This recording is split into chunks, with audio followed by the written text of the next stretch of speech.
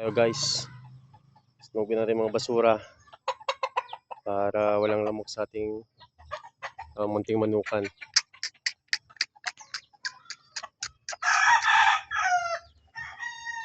Pinakasulit daw sa lahat oh. May halak.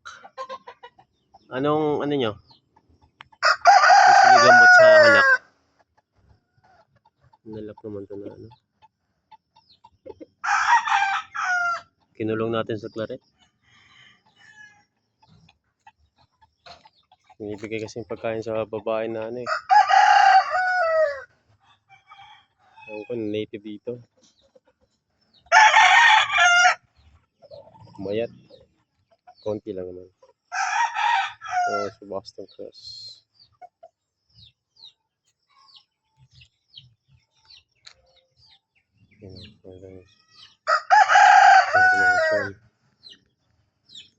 Pwesto na siya.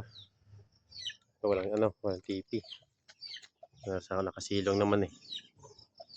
Yan, nilagyan ko na lang ng tungtungan siya dyan. Mamaya. Ano na yan dyan? Papahinga.